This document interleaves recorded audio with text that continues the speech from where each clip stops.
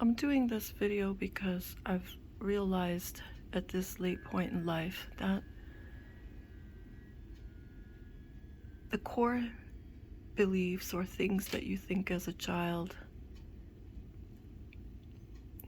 change over time, but in the end, you come back to the same core beliefs that you had,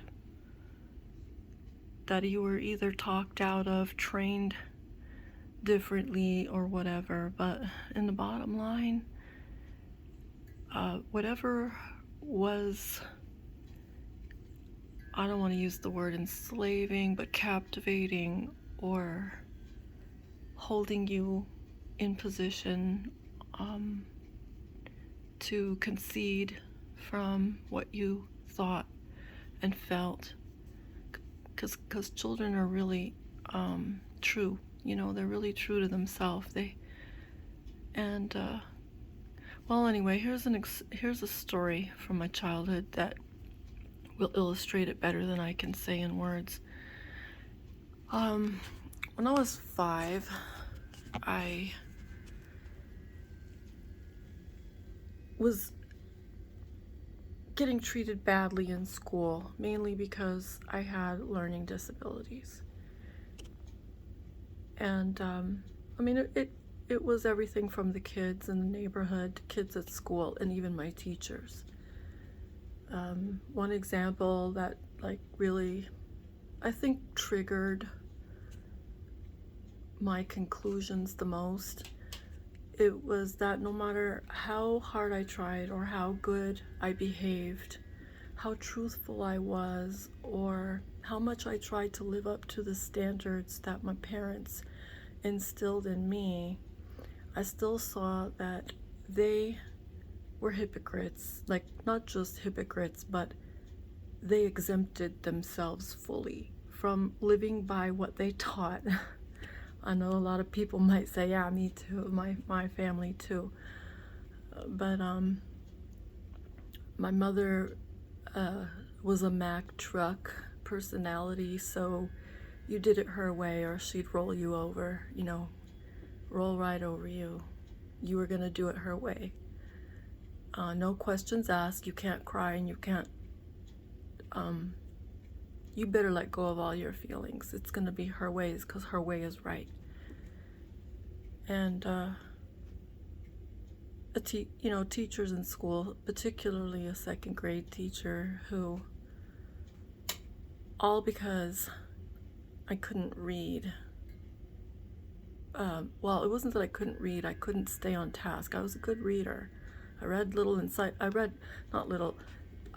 the series of encyclopedias that my dad left on the bottom shelf of the bookcase purposely so that I would read. But they didn't take any note of how well I could read. What she picked on was the ADHD thing, where it would be mother, C-spot, run, C-spot, chase the ball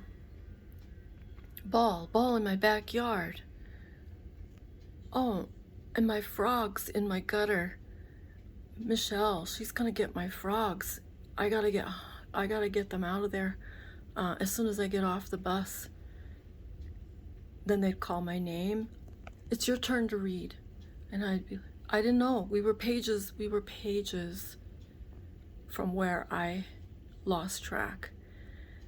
And there's a particular problem with people with dyscalculia, where minute math is an exceptionally hard thing. They can do the problems, but once you put them on a timer, because they're time blind, they cannot focus on their work. They're stuck, lost in time. And it's there's been studies done, and they consistently have issues with that. So their handling of it was like, my teacher pulled my hair, slammed my desk up against slid my desk across the floor from the front row up to, like, just slid it into the wall so hard in front of all the students that this, their connected seat and desk back then, the seat flung up above the desk height and slammed back down. Put boxes on my desk to keep me from being distracted. They didn't work.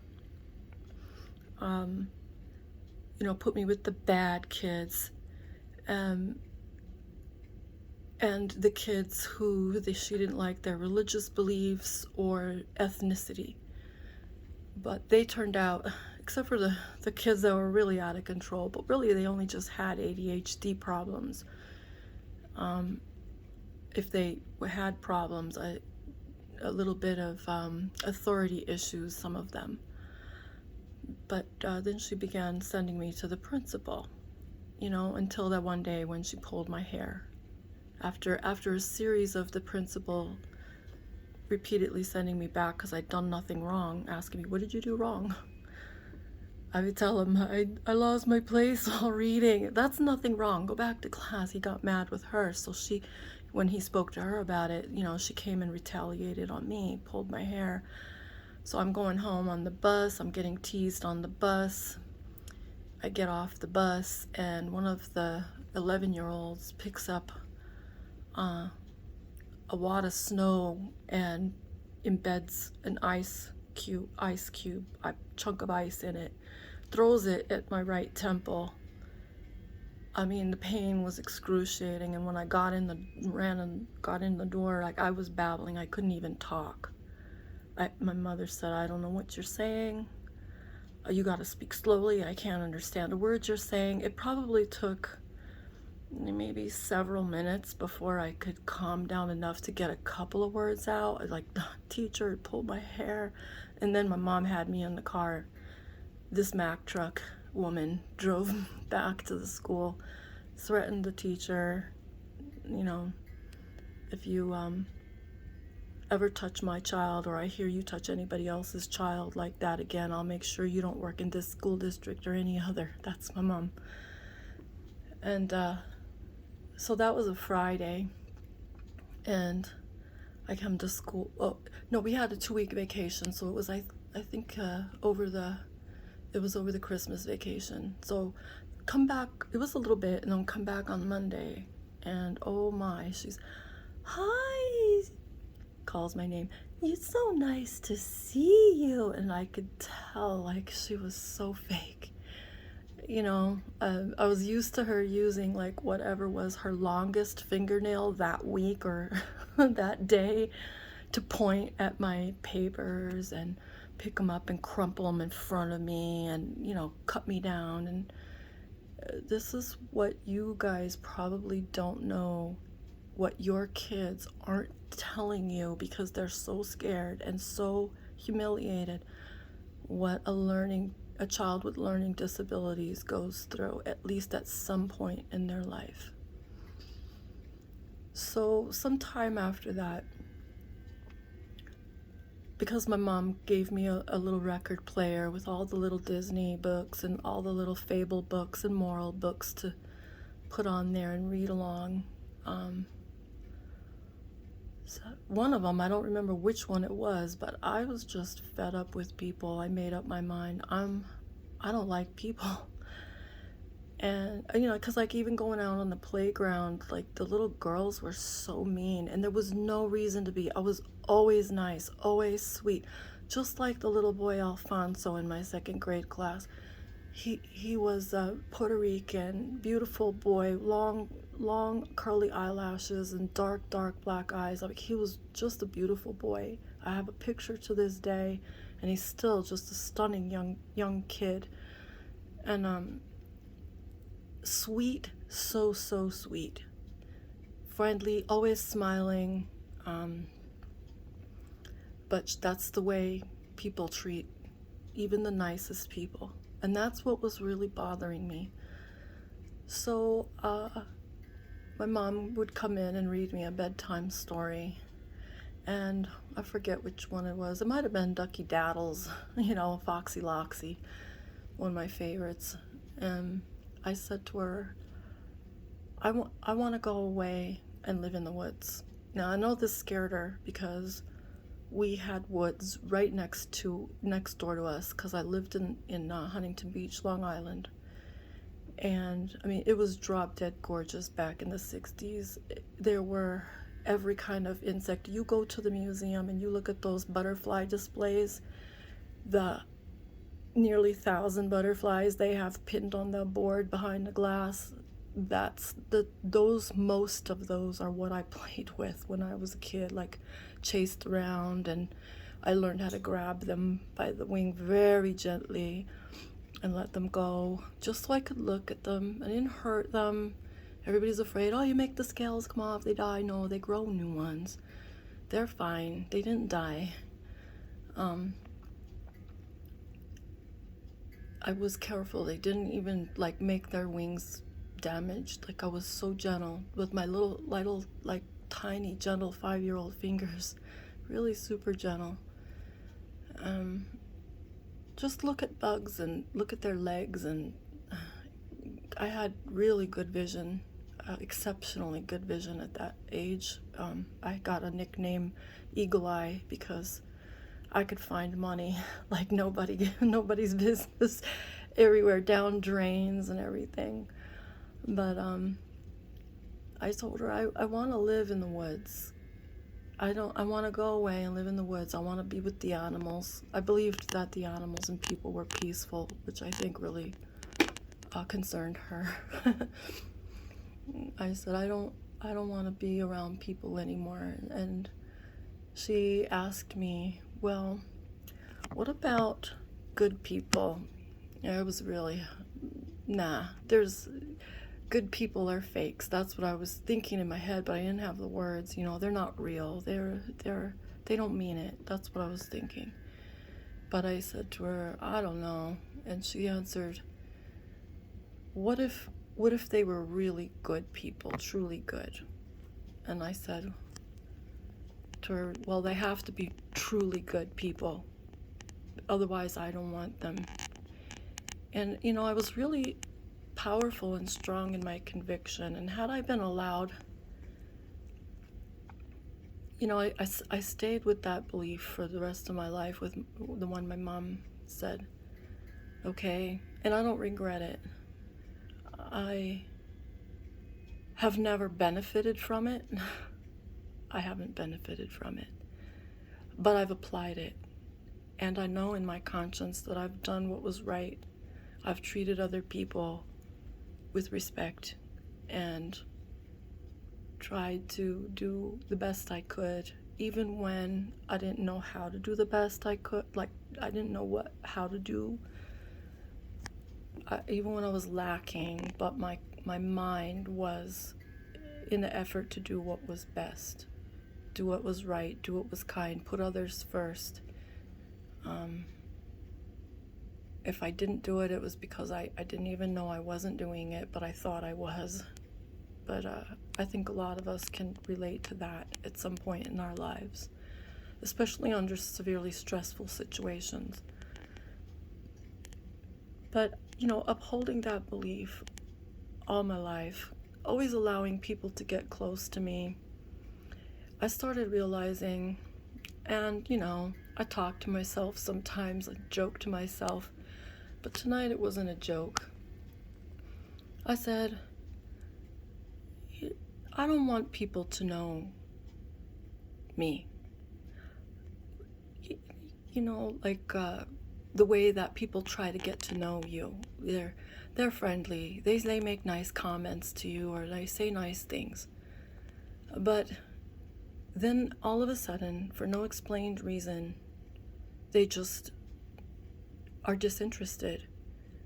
And I blame the commercial system a lot,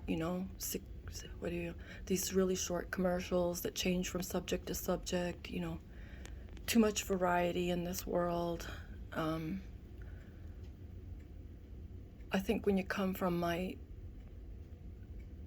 generation, you can see these huge chunks of difference.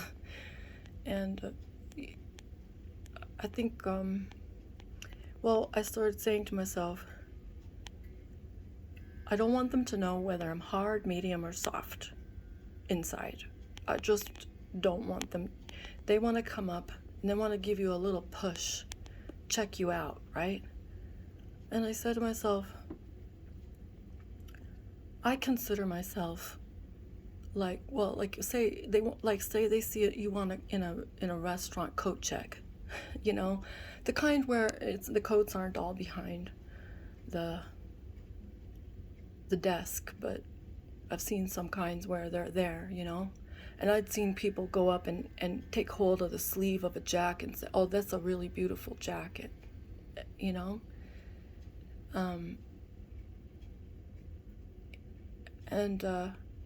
I don't want to be that, because they always have some stupid excuse.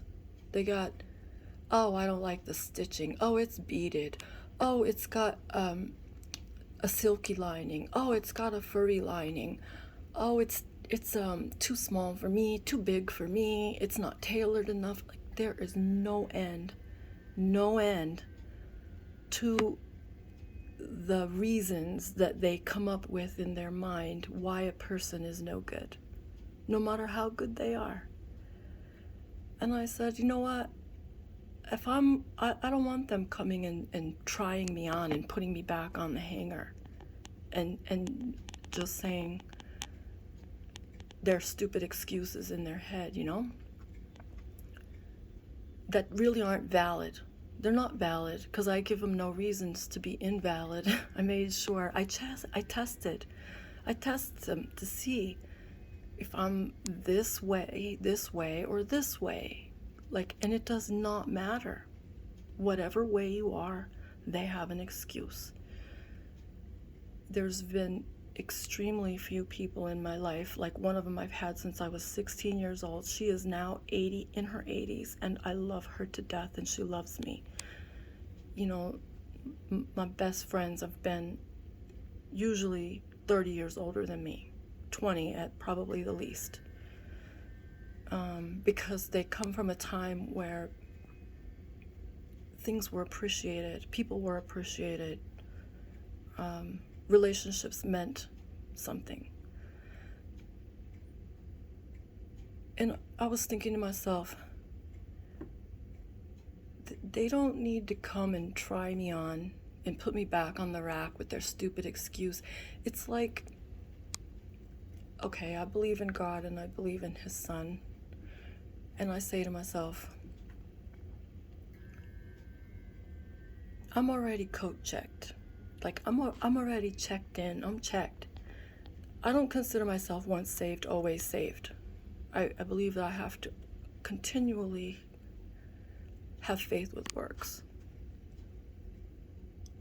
But if I'm just a coat hanging on a rack, and I know that I'm minding myself as best as I can, then I have a little coat tag, a check tag in, a little chit pinned on me. And it's like, it struck me this way. I'm not saying it is, but I'm saying it struck me this way in my process of thinking. I'm picturing the person coming in. They give a little swing back and a swing forth on the shoulder of the jacket, looking at the front and the back. They see that it's checked. They realize, oh, that's a famous person's coat. They have no taste for it, but they want to try it on because it belongs to somebody that, even if they don't respect that person, they know that they are respectable or whatever, right? So they want to try it on. And if you think about how many people will come in, you leave that coat there, how many people are going to come in and try it on, swing it back and forth. Pretty soon, it's going to have a ring around the neck. We know that from those old commercials, right?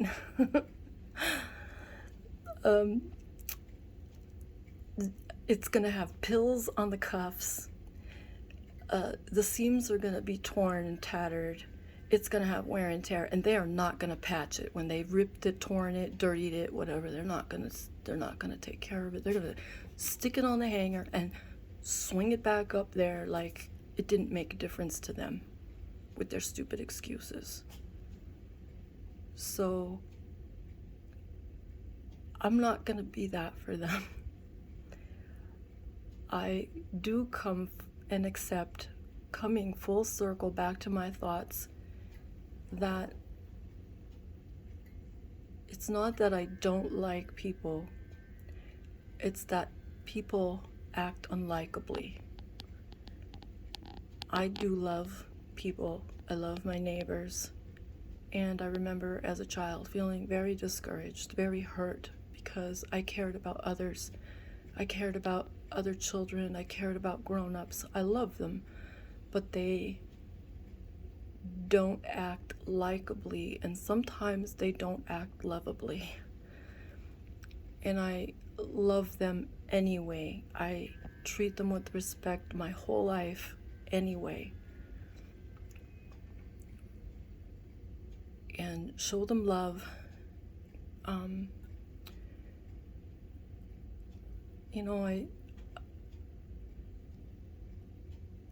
I just feel like it's okay to acknowledge that I was right as a child, but that while I think one thing, what I do with it is another thing. Like, not to be blinded by just mom saying love, or leave that flower there, don't pick it, leave it for the next person. Okay, but where do we have room for love for myself too? Where are you allowing me to have a bit of garden in my life, a little bit of my own something? Why am I having to give up? Like, when we go to a relative's house, we get told, if you're offered cookies, you make sure that you take the smallest one or say no thank you. Don't ask for anything except to use the bathroom or a glass of water. And then relatives would offer, they're my aunt, uncle, offer a plate of cookies, and you're like, you don't even want to touch anything. Everything is based on a self-denial. And then mom does not live by it, goes straight into the refrigerator after grocery shopping, opens the door, pulls out her Welch's grape juice, pours herself a glass of it, and tells us, keep your grubby paws off my juice. We'll come home and check the chips to see if we ate any, because we were not allowed to have chips. And she could have soda and we could not have soda. I understand kids, you want to grow them up healthy, but those very behaviors went on all through life, no matter what our age. So it just really hit home tonight that I don't have to keep denying my feelings, my reasons. I can feel what I want to feel, have good sound reasons for why I come to these conclusions, because I'm not an unreasonable person.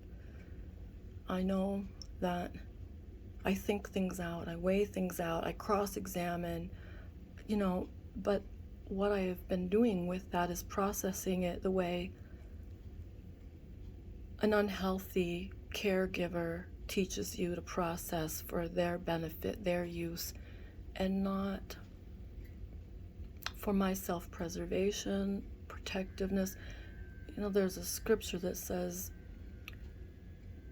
the foolish one sees the calamity and does nothing, but the wise one sees this wise person sees the calamity and proceeds to conceal himself, but the foolish one goes right on and suffers. So I realized that my adults in my life didn't teach me obviously they didn't believe in God, and so they didn't appreciate Bible teachings, and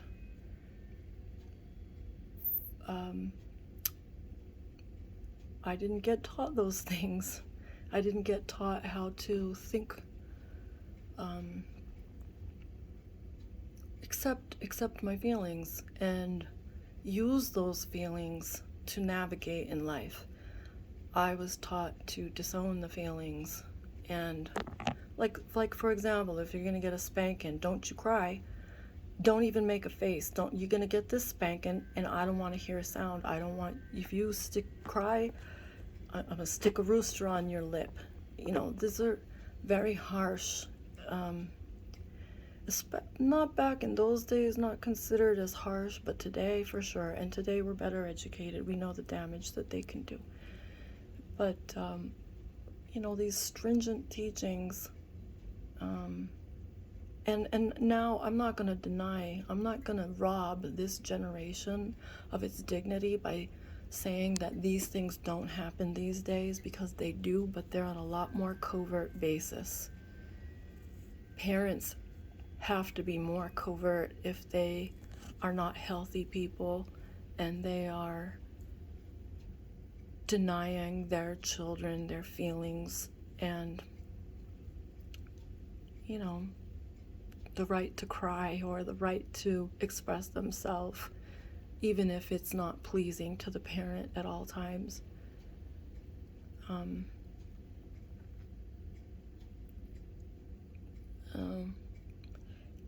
Well, the reason why I decided to post this is because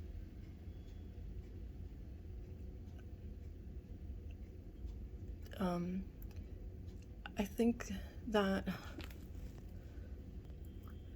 conclusions that we form in our early childhood don't go away simply because someone talked us out of it. Often it proves itself to us over time, but it's how we handle our beliefs, how we act on our beliefs, how we dignify them. So for example, when I was a kid, you know, I didn't like people.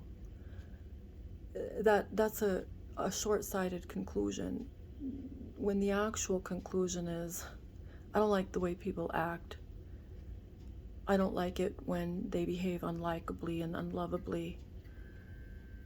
I still know, though, that regardless of how they act, it's healthy for them and for myself to treat them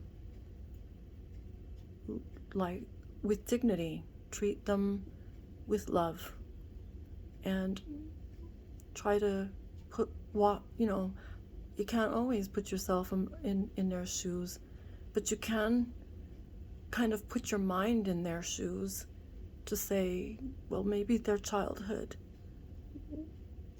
was different than mine, and they came to different conclusions themselves. But it doesn't mean that we have to let people trifle with us.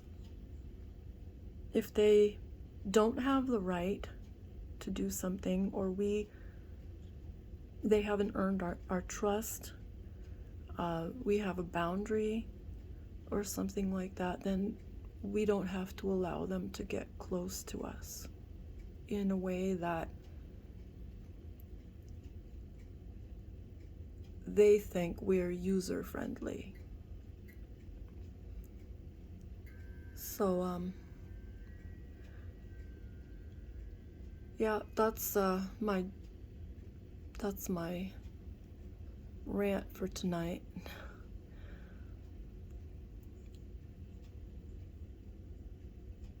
Well, thanks for listening.